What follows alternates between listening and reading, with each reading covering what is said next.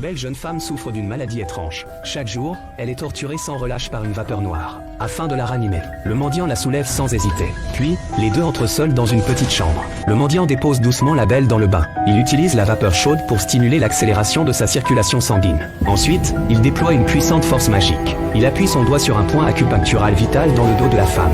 Mais malgré une série de massages variés, la belle reste inconsciente, sans aucun signe de réveil. Le mendiant arrête donc ses mouvements. Il sait que c'est parce que la jeune femme est gravement empoisonnée. Il faut employer une méthode plus efficace, alors qu'il se prépare pour l'étape suivante. Or, à ce moment, le majordome à l'extérieur informe le père de la jeune femme. Il a cru entendre des bruits de vêtements qui se défont dans la pièce. Si le mendiant ne convoite pas la beauté de la fille aînée de la famille, afin de les enfermer délibérément dans une même pièce, le père s'embrase immédiatement de colère furieuse. Il tente de se précipiter dans la pièce pour vérifier. Il voit effectivement le mendiant sur le point de baiser sa fille. Avant qu'il n'ait pu terminer ses imprécations, le mendiant ferme la porte avec une énergie spirituelle. En même temps, il repousse le vieil homme de plusieurs centaines de mètres. À ce moment, tout le monde constate avec effroi que un puissant cercle magique des Bagas se forme devant la porte. Cependant, le jeune homme n'avait pas l'intention de baiser la belle. Il allait aspirer le poison mortel de la jeune femme. Le père de l'extérieur a mal jugé le mendiant. Il ordonne en outre aux gardes du corps de forcer la porte. Mais plus les gardes du corps s'efforcent, plus la réaction est violente. Ils ne peuvent rien faire contre le cercle magique des Bagas à la porte. Une fois l'aspiration du poison terminée, le mendiant dans la pièce réitère alors une énergie spirituelle pure pour soigner la jeune femme,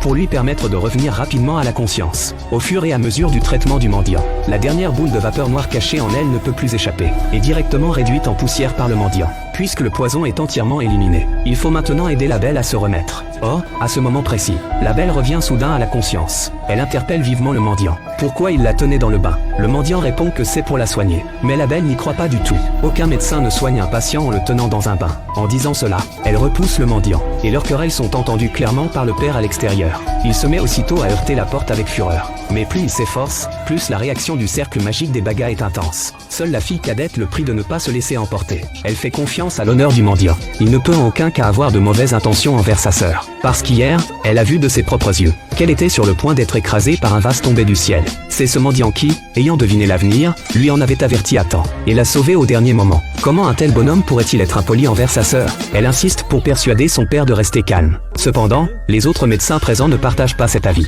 Ils disent tous que le cercle magique des Bagas à la porte est imprégné d'une énergie malfaisante. Cela prouverait que le mendiant dans la pièce pratique des sorcelleries. Comment laisser le laisser avec la fille aînée dans la pièce aussi longtemps? Le vieil homme aux cheveux blancs, ayant été battu par le mendiant auparavant, le déteste de tout son cœur. Il cherche donc à semer la discorde devant le père, en affirmant qu'il devait torturer la fille aînée dans la pièce. Sinon, comment expliquer que la fille aînée comateuse depuis 10 ans émette soudain des sons? Le père considère ces paroles comme une grave insulte. Il est le milliardaire le plus influent de la ville. Comment tolérer qu'un mendiant torture sa fille? Il donne donc immédiatement l'ordre à ses subordonnés de convoquer les 4 gardiens de la frontière qui gardent la frontière, de détruire absolument le cercle magique des Bagas établi par le mendiant, de lui apprendre une bonne leçon.